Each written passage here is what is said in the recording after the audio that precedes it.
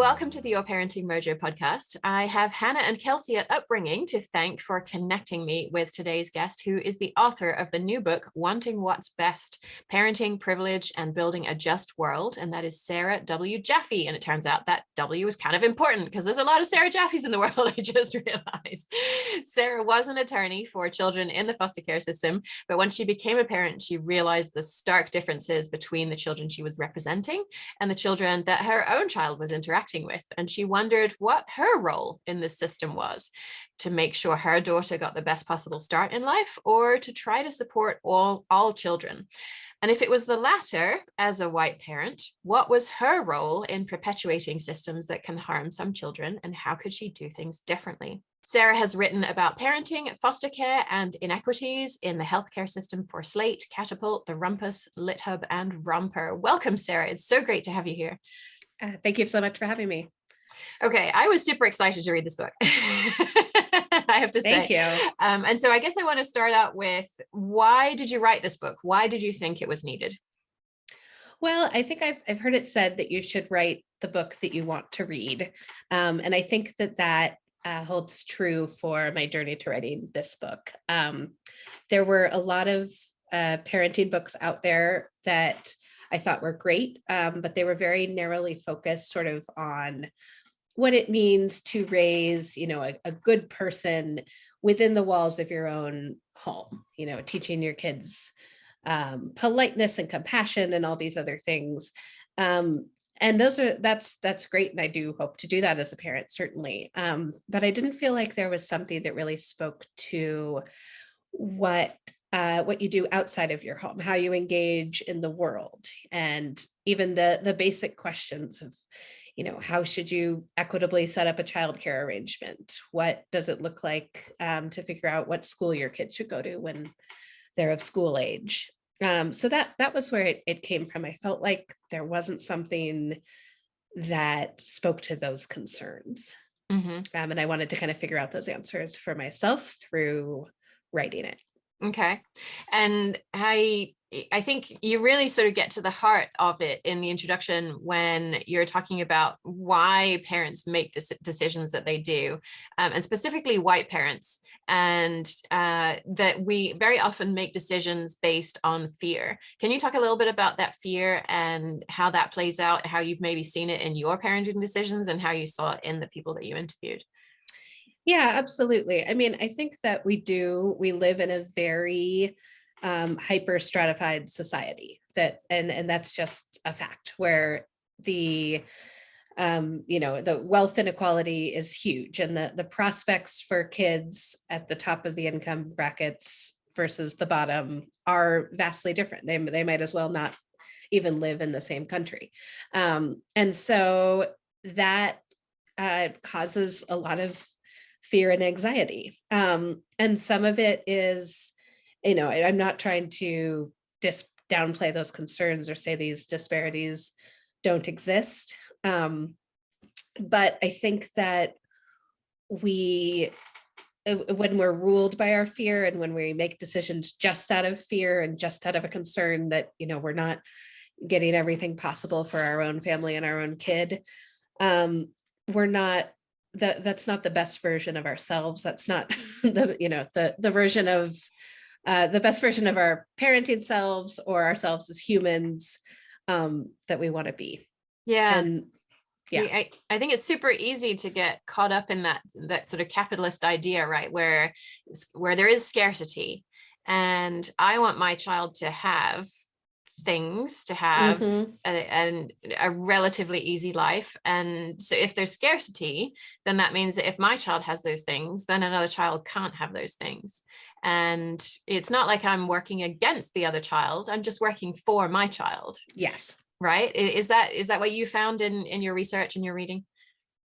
Well, I think that the parents I talk to, by and large, I look to talk to people who may experience that feeling of scarcity, but try to get beyond it and are trying to ask a question of, how can we make the pie bigger for everyone, not just how can I make sure that my child has the piece. It's not about at all, that not doing what you need to do for your own kid, or just like that's not even close to what these parents are doing. They're just asking a slightly different question of how can I serve my own family, but also the other families in my community. So I guess I do want to be super clear about one thing before we move on to the specific topics that your book covers, and you've talked about how this is sort of work facing out into the world, and I think what you're not saying here is we shouldn't stop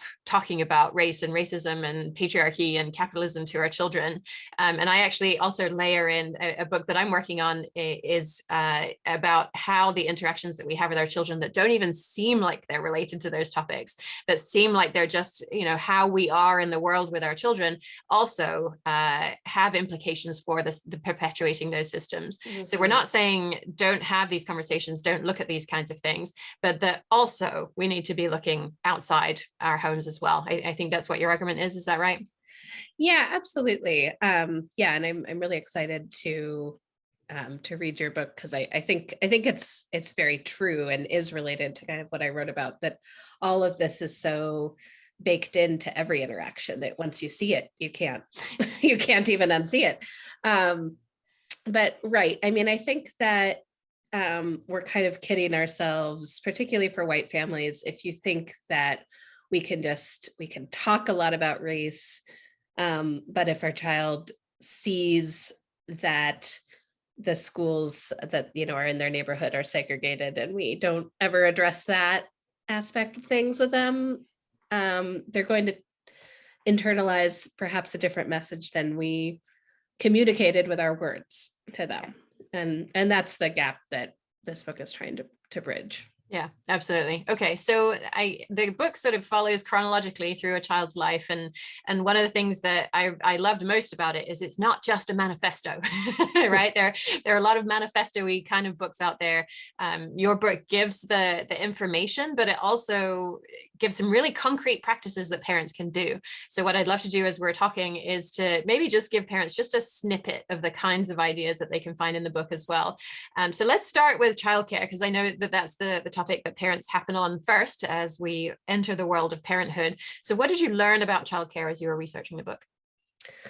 Well, I learned I knew very little about childcare, it turned out. I mean, I'd been a babysitter and a nanny, and I knew the very basics, but I didn't know anything about, there's been a long history of activism in this country, particularly Zephora Elizabeth Moman, Dorothy Lee Bolden, these activists, Black women from the South who I had never heard their names before, who have, since the 1930s, been working for fair wages for childcare.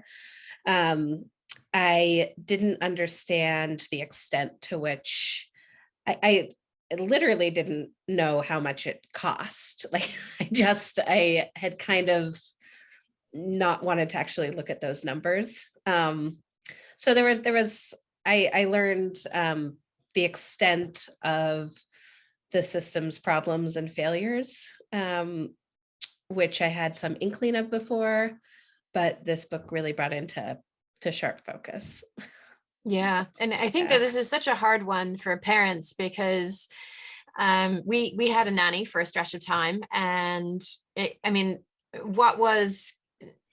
yes, we were paying her above minimum wage, but even that is in the Bay Area, that's a difficult salary to live on, and yet it was a massive chunk of our pay, and it seems like it's very difficult to square that circle, as it were, to make those Absolutely. Two things fit together. What did you find out about that?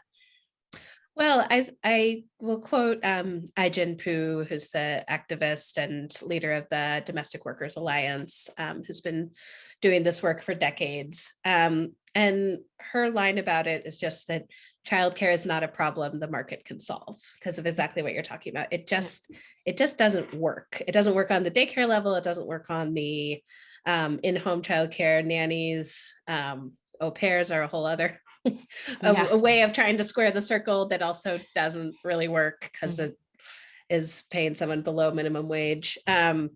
So this is a clear example where we simply need government subsidies to make this work. And while I was writing the chapter, Build Back Better was in flux, and maybe it was going to get passed and maybe it wasn't, because we all know that unfortunately did not happen. But I do feel like conversations that used to be sort of in the the childcare activism space about childcare being infrastructure, about the necessity of subsidies, were suddenly in mainstream and becoming part of people's consciousness. So it was very disappointing, of course. Like I wish I wanted to be able to just basically delete that whole chapter. And not that there weren't still some issues to talk about, particularly with nannies, because it didn't address that. But we're not there yet, but I do have some hope that moved the conversation forward. Yeah, and I think it's super important to go back to that conversation about where Social Security came from originally, right? And who that was promised to. I didn't know until somewhat recently that there were two groups of people who were explicitly and deliberately excluded from Social Security, right? You want to tell us about those? Sure. Yes, the farm laborers and domestic workers. And who does that affect mostly? I mean, that was very explicitly this carve out of Black workers in the South. Black men were predominantly farm workers, Black women were predominantly domestic workers. And I didn't realize that it either. It's not, it's when you learn about the history of that law in class, I don't remember learning about those rather alarming carve outs. Where the racial motivation is kind of impossible to ignore. Yeah. And then I guess as we think about, well, what can parents do about this? I was really encouraged by the response of the daycare the head of the daycare, when one of your interviewees wrote and asked, how much are your employees getting paid? And she basically responded, "Thank you for answering this question." Because when my daughter was in daycare, I kind of felt like that was something I wasn't supposed to touch, right? And as a white parent who was on the beginning of an anti-racist journey, I touched a fair few things. But that was something that felt very like I shouldn't go there. And now I'm realizing, well, actually, probably I should have. I should have asked, how much are they getting paid? Are they getting paid over minimum wage? Because I remember one of your the daycare the heads of daycare responded, people are getting paid minimum wage, which wherever they were was like $7.25 an hour. But we have a lot of love. And love is awesome, and love also does not pay the rent or the mortgage. So no, it doesn't. So would you advise parents start there when you're thinking about the ways that you, as a white parent, as a privileged parent, interact with childcare systems? I feel like it's a very hard question, and I do think that things have even gotten worse since I wrote that chapter, in terms of the number of childcare facilities that have closed down during the pandemic. I think it's something like 16,000 have closed across the country. And for parents, particularly in some markets, there is just no choice. I mean, they get on every waiting list they can. They pay large sums of money to be on the waiting list. If they get that call, they jump at the chance. So I really want to acknowledge that reality and not pretend like we're in some utopian ideal, beautiful world where we can make a lot of choices about our daycare arrangements. So in many places in the country, that isn't true. It's not nearly as bad in New York. And actually, I can ask those questions, and I have. And so I think that having it in your mind as, a question to ask, as definitely a very important factor in choosing a daycare arrangement, that, if yes, you want a safe, wonderful place for your kid,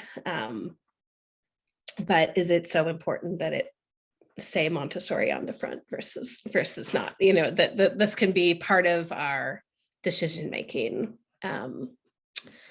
in choosing the facility. Yeah. Okay. And so once we get through the daycare years, then there's some school Yes. years. Yes. And then there's a whole different set of decisions. And I think that privileged parents tend to approach this decision-making process in a certain way, right? Can you tell us what are some of the ideas that we have? What are some of the stories that we tell ourselves and tell other people about schools? Well, I think that in certain circles, there's a very comforting idea that if you choose a public school at all, you've made some kind of amazing investment, in our broader system and in equity. And if you can afford a private school but choose not to send one, you've already done a lot of important work. And I don't really think that's an accurate viewpoint. I think that there's plenty of public schools that raise a hell of a lot more money than private schools, and serve a wealthier population than some private schools. So the distinction is just not as clean as we'd like to make it. So that's part of it. Okay, so there are definitely places where there's a lot of privilege in the kinds of parents, the kinds of families who are in public schools, and then sometimes within the same school district, there are situations where that privilege is absent. What did you find? There was one set of parents, and I don't remember their names, but they were active on their PTAs in the same district. Can you tell us a little bit about that story? Yeah, so those were Biz Lisney Ryan and Suni Kartha in Evanston, Illinois. And they were fantastic and had a vision of, well, that they belonged to a school district with, I think, 16 schools. And one of them had their kids going to a very well-resourced school. One of them didn't. And they jointly shared a vision of what if all the fundraising that happens at our individual schools went into one pot and got redistributed to the schools on a as needed basis. So we didn't have this, enormous discrepancy of one school's building a new track and one school, can barely keep their copier paper stocked. Because even in Evanston is a famously progressive city, it's a small town, those discrepancies still existed. And so it took them, 4 years of really serious effort. But they got buy-in from their school district and from the other parents to move to what they call a one fund model. And that was an exciting story, I thought, where it just showed, that it never, in the history of the school district, that's never been the case. There were just always these discrepancies that maybe people noticed but didn't feel like they could do anything about it. And these parents said, like, we don't need to live like this. This is unacceptable and unfair. And they got the buy-in to change. Yeah, and I think that was the super exciting part of the story for me was that they got the buy-in. They saw how these kinds of efforts had failed in other places, and I'm thinking of Malibu, which you quote in the book as well, which I'd heard of, which is made up of it's one school district that has one set of very affluent schools and one set of not so affluent schools. And who is it that have been fighting the one pot of money attempt, movement in that direction? It's the white parents who don't want to have their resources diluted and sent to the school where there is a greater racial diversity. And so I think that in Evanston, these two folks were super intentional about saying, yeah, we could force this through. We could pack our committees with people who are favorable to this idea, and then all of it's going to fall apart afterwards. Or we can really do this slowly and hear people's concerns and really make it something that the entire community is invested in. And that's what they did. And to me, that seems as though it's going to be a much more stable foundation for this to sit on, and something that's not going to implode in lawsuits and who knows what else in 2 years. Yeah, I hope not too. And they did it in 2020, like in early pandemic days, and it's still going strong. And they have a toolkit for parents who are interested in trying to do it in their own school district.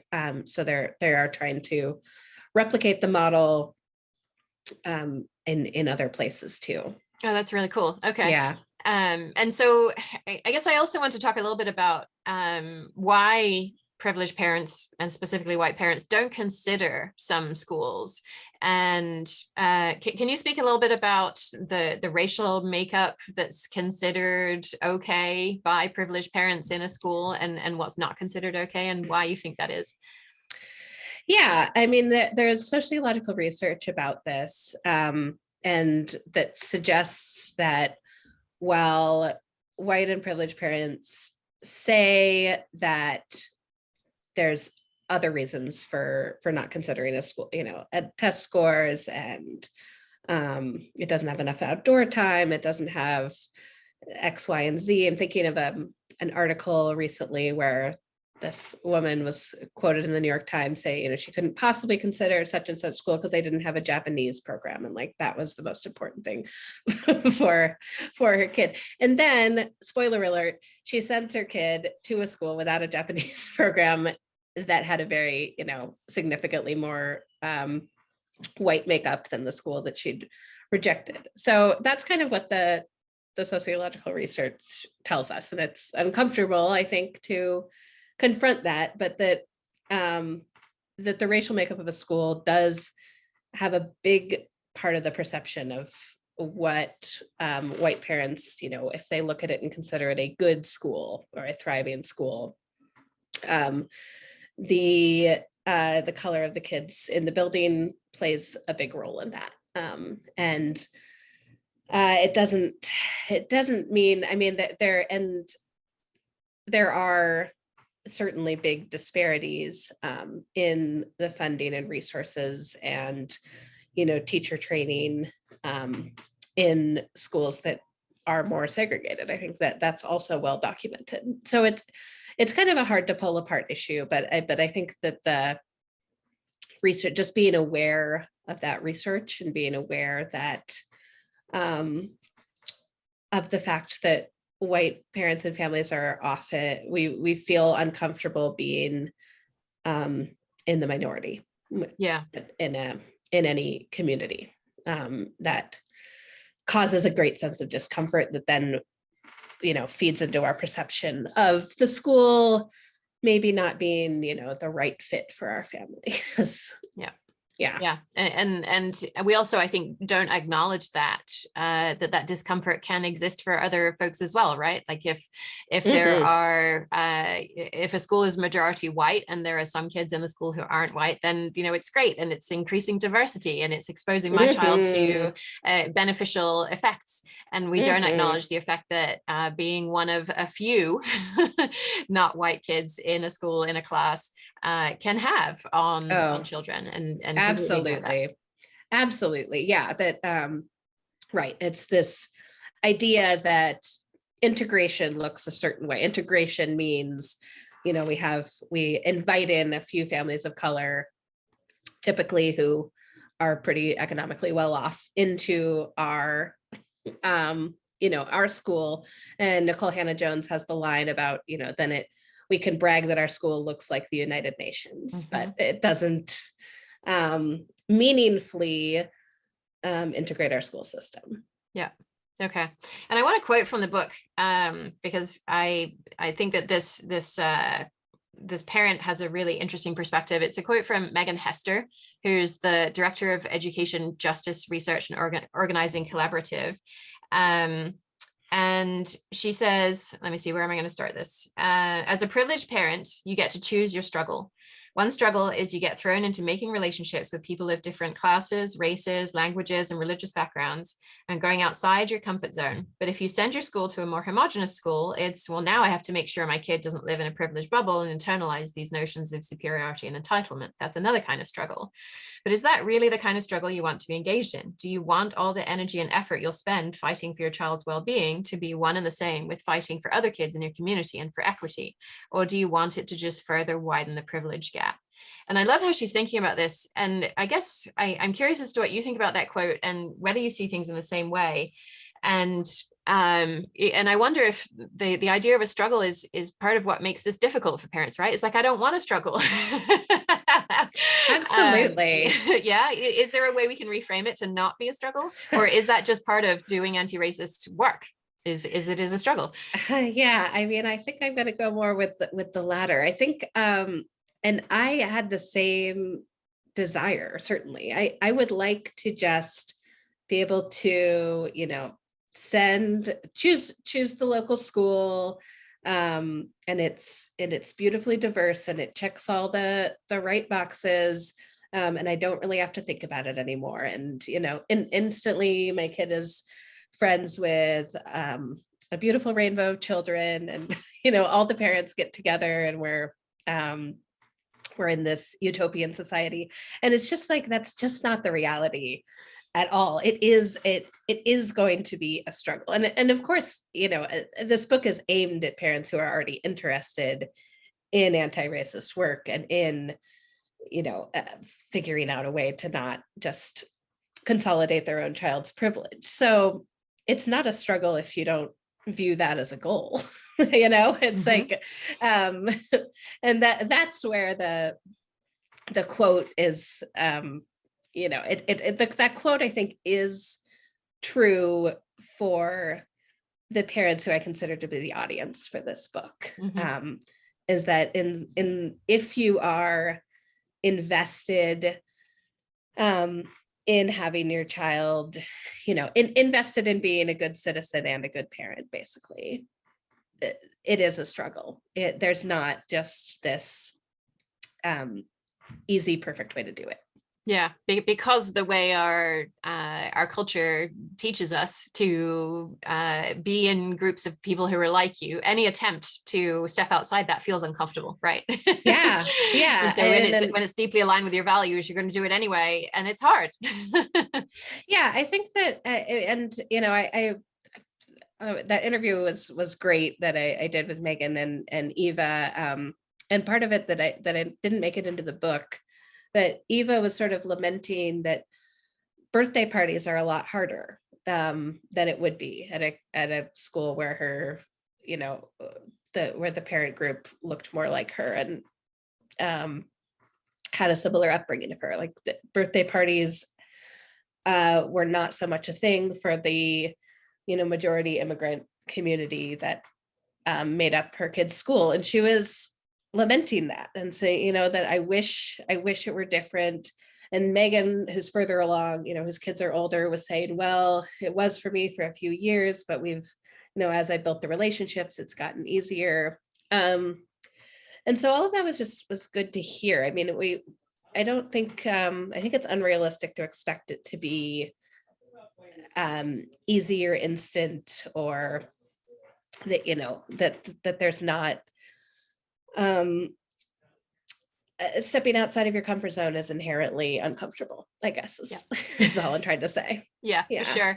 And so I wonder if maybe you can give us an idea of a practice that parents can start with, right? Like, if we're interested in creating a school that's actually supportive of all children, what would be a practice that parents can begin with? Well, I think that there's a few things. I mean, one is schools can do a lot of kind of fancy footwork with demographics, and every school claims to profoundly value diversity on their website, and and to do XYZ for low income students.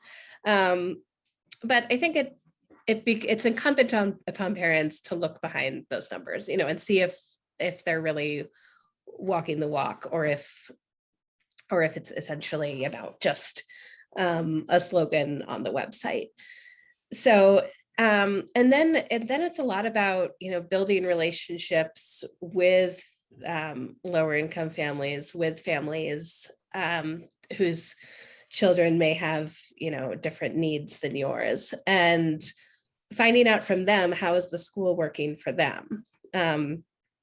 Because it's, it might be great for your family and your kid, and for your neighbor's kid, it's a completely different experience. And I think, it's just part of the spirit of the book is about trying to get out of our own household bubbles and our own isolation, and have a more of a spirit of community. And so starting there and figuring out how do other people feel, that the school is working for them, particularly if they are a foster parent, are the parent of a disabled child, these groups that tend to get totally left out.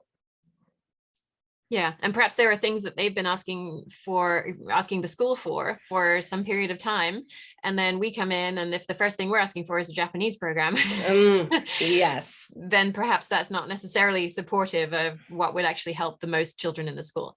Absolutely, right, and that is the framework of nice white parents, is that and another Megan Hester quote is that if you move through the world with privilege, you think that what you want is what everyone else wants. You assume, well, this would benefit everyone. And maybe you're right, but if you don't actually hear from the community and hear from the people affected, you don't know if you're right. Yeah, absolutely. Okay, great. And so we made it through school. Yes. Go to college, maybe. Yeah. Which I think it could be its entirely own topic for a podcast.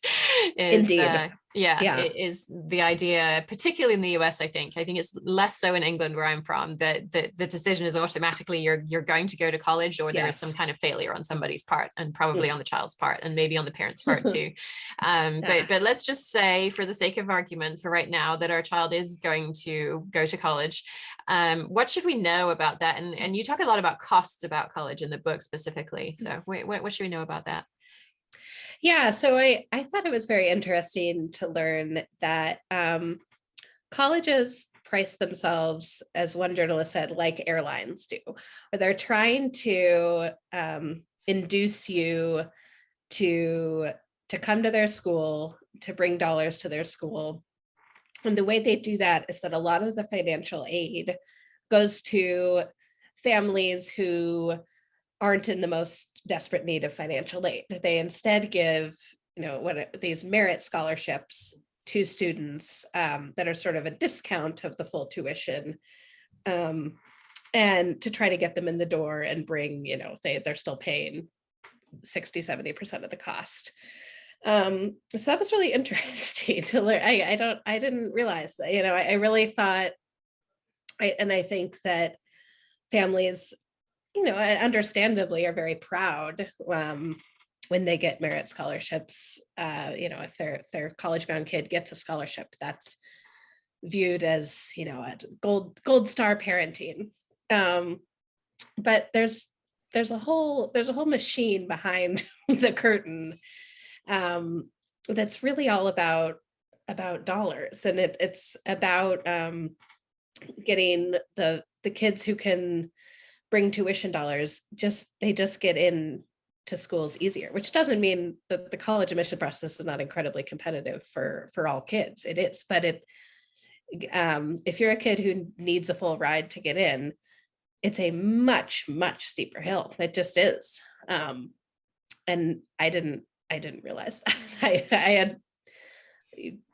I thought, oh yeah, need blind admissions is just the standard. But it's just not. It's like a few colleges are truly need blind, and they tout that very loudly, but that's not the majority of our higher education system. Yeah, it's not. And I think ultimately it can come down to who can tell the better sob story, right? I mean, I was actually lucky enough to go to Berkeley on a full ride scholarship. I mean, this was 15 years ago now. Every semester they would try and get me for non-resident tuition, but I was actually a resident of California. So I would again send them their $27,000 bill back, and the scholarship for $3,000 would cover my tuition. But ultimately, I mean, I had not had an an easy time until that point, and had come out of a marriage that was somewhat damaging. And basically, telling that story, I think, was probably something that helped me to get that scholarship. And I was financially alone, of course, and not making much money. And I think I've read elsewhere as well that you're basically, it's like trauma porn, right? You're trying to tell the worst possible version of your story so that you can appear needy enough to get this full ride scholarship. I mean, is that how we want to be judging our young people's potential? Yeah, I mean, I think that brings up something really important, which is that we, as a culture, we love the story of, the homeless kid who gets a Rhodes Scholarship, or the immigrant kid whose parents worked 6 jobs and now he got a full ride to Harvard. Like those are, and they're great. And I'm happy for those kids. But that's not the vast majority of how, our populace is going to get educated. Those are extreme exceptions. The majority of low income kids a lot of them get snapped up by the for-profit college system, which is its own bad actor, taking kids' dollars and leaving them with very little to show for it. And if they get steered the right direction, thousands and thousands of people go to community college. But we talk about college, I think, in privileged circles, like it's, Harvard and Williams and Berkeley, and that's what the system is. That's what college certainly meant to me. And those are really have very little to do with the broader higher education system. It's the community college and the state universities, the public universities, educate hundreds of thousands more kids than the schools that the elite colleges do. So I think that writing the chapter really helped me to see that clearly and see that that's where the investment and our attention needs to be spent, and much, much less attention on, the one kid who made it into Harvard stores. Yeah. And I should acknowledge that I spent my first 2 years at community college and actually 4 different community colleges based on what schedule, which one offered night classes that would fit my schedule. And I was doing it 4 nights a week. And I know that was looked down on at least twice as I progressed through higher education. Oh, you went to how many community colleges? Oh, you went to community college? You didn't do all of those full years, 4 years at Berkeley. And so there's still that stigma there as you progress through.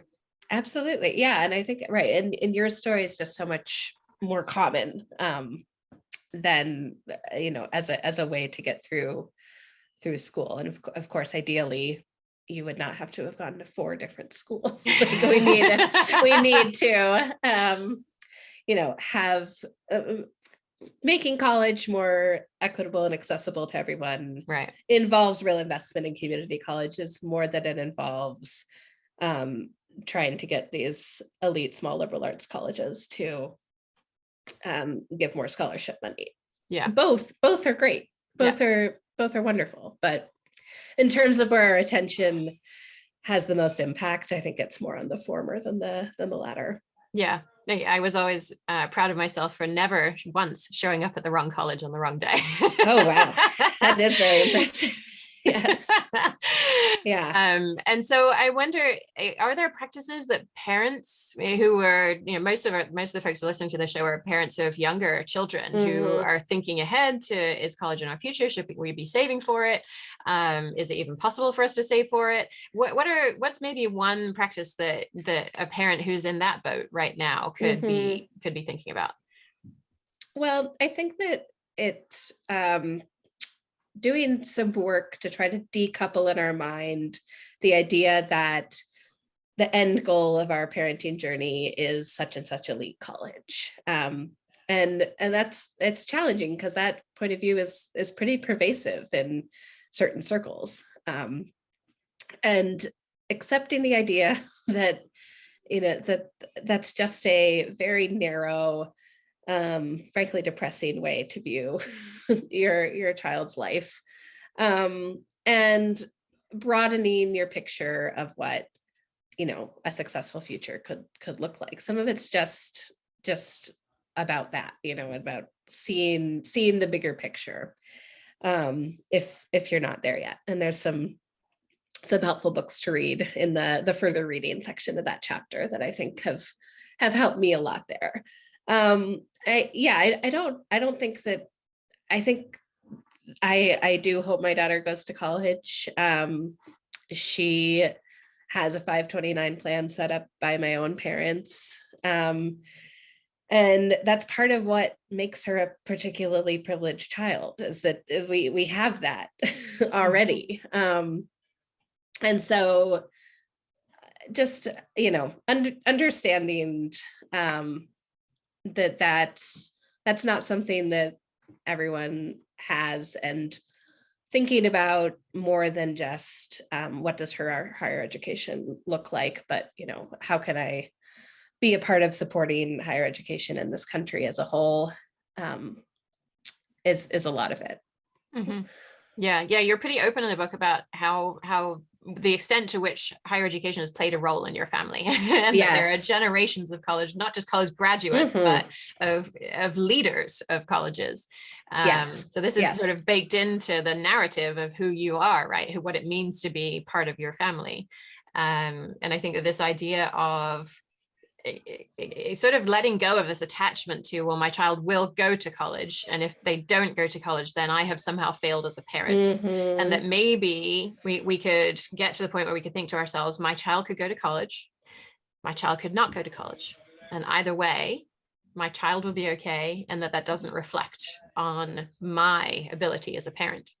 Absolutely. Or that the stigma you talked about community college. I mean, I would love to see this next generation of parents move away from that.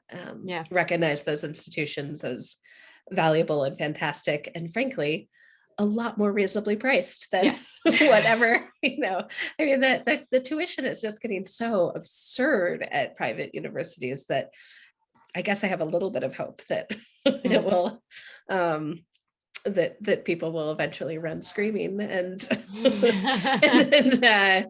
and decide to, invest and support what the New York Times calls the working class colleges, the colleges where that actually do a good job of moving kids who are from the bottom income brackets, and 10 years later they're making more than their parents did. And that's not the elite private colleges. Right. They do that for a few kids, but the your state university system is doing that for a lot more kids. Yeah, for sure. Okay. You have a chapter in the book on what it means to be a good activist. What does it mean to be a good activist? Well, the good, bad in the middle. An activist at all is, it's a funny label because anyone can call themselves that, right? And people who are pushing for, books to make sure that their kids never encounter a gay person or a person of color in their school's library also consider themselves activists. So very true. There's but the activists that I talked to for this chapter, I mean, there's a few things that I think have made them successful, and I did want to talk to people who'd accomplished real change. I think that the parents I talked to make the projects they're involved in it's just a regular part of their life. It's not kind of like it comes and goes. It's a part of their family's identity. It's a part of what they do.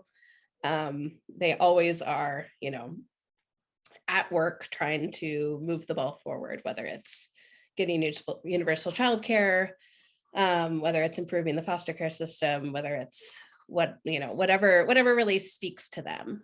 I also thought it was important to hear about, that an activist and a savior are not the same thing. And it's very appealing, the idea that we can fix all the problems and we can swoop in and, save our community from what ails it. And that's not really how it works usually. And usually if you feel like you've, been a savior, then you haven't listened to the people who are most affected by the problem. So that was a lot of it. It's like that, that there's so much, we're recording this on the day that Roe v. Wade was overturned. I mean, there's no shortage of pressing social problems. And I was inspired by the parents who kind of got things done on a local level. They were still engaged with these big national conversations, but they figured out what they could actually accomplish on a local level. And then a lot of the work was not glamorous. Like a lot of what it takes to achieve social change is very much, about making sure the chairs and coffee are there for the meeting, and less about talking to the newspaper reporter and having a picture, particularly having your child start their own charity, right? Particularly that. Yeah. I mean, those are adorable, but they really that's not what actual social change looks like. Right. is having your child look adorable and start the Save the Rainforest charity. Mm-hmm. Yeah. I mean, and I was that kid, and my parents, were supportive of it. They were not trying to get me in the newspaper for doing it. They encouraged my social justice leanings without kind of, trumpeting it as some achievement for them or me. Because of course I didn't actually know what it took to achieve social change at 9 years old. Right. No one does. Yeah. If we knew that, then I know. Yeah. And so I guess I'm wondering, where does volunteering fit into this? It's something that I haven't been super comfortable with for a long time. We actually talked with Dr. John Powell probably a year or more ago now, and he talks about the idea of othering other people. And it's almost like volunteering is an invitation to other somebody, because you don't volunteer in your own community so much. You just do work together sometimes. Maybe if that's even part of your community, you volunteer with somebody else in somebody else's community, which is needy, air quotes, in a way that your community is not. So do you see volunteering having a role to play here, or is it more sort of like mutual aid is the direction we should be going? Yeah, I like and I certainly hadn't made the distinction at all before I started writing this chapter of you just do good work, and good work is good work, and who cares what you call it. But I do think that it is an important distinction, where mutual aid is about viewing the community that you're serving, that they also have things to offer you, and you're all in a community together, as opposed to you are a beneficent person giving your time or your money to the needy. And I do think it's an important shift and framework, even if some of the work may look the same. But volunteering does not encourage you to listen to the people who you are supposedly serving. You're being told by some organization, like, these are what these people need. And maybe they've talked to the people who have the need. Right. Maybe. Exactly. Yeah. And I think, it's also like, I'm not going to tell people not to take their kids, to a food banker's soup kitchen. I mean, it's like, just, but being sure that, you do see yourself as in part of a community rather than separate from the people who have greater needs than you, I think is very important. And it's hard. I mean, I did not grow up with that message at all. My high school did this thing called they still have it, and they call it urban plunge, where you go volunteer in the community, and then you come back and you talk about like how you learned how much better your life is than theirs, basically. Yeah, you plunge, and you but plunge not too long. and then you take and you come right back out. Yeah. Exactly. So those were the messages I got, and that's still, I would definitely be lying if I said that my brain doesn't still go there sometimes. That's the more comfortable place. And it was only 3 years ago that I learned about mutual aid. Yeah. Okay. So I think that segues nicely into the last topic of the book, which is about money, right? And how we use that to benefit our own child, or to benefit more than just our own child. What do you want parents to know about that? Well, I think that some of it is about, the messages that we give our kids. A message that is easy and comfortable is about, that we're generous. We give to the less fortunate. We have more than they do. And I think that a less comfortable conversation to have is to say, well, it's unfair that we have more. And this is part of redistributing and making things more fair, but they're still not fair. I'm not engaged in such radical wealth distribution that I can tell my daughter that I've made things fair. Certainly not. It's my family, as you talked about, has generations of wealth that are this solid foundation beneath my feet and her feet. And a lot of which was, because we're white, we're benefited from certain laws. We have been able to amass property and wealth in a way that other families have always been excluded from. So I'm not having that conversation yet with my 4-year-old, but that's the ideas I have. That's where I'm trying to lead. Yeah. And I think that's really important, because otherwise we will perpetuate the same ideas that you and I were raised with, which is basically not to talk about it, right? That what we have is something that we earned, that we deserve because we worked for it. Definitely. And implicitly, other people who don't have that didn't work as hard, don't deserve. And I have one friend who actually is no longer using the phrase earn. Like, I don't earn money, because it's almost like that implies that what I do has more value than what somebody else does to also earn, right? That it's just money that I have. And to decouple that idea from I am doing things that are deserving of money.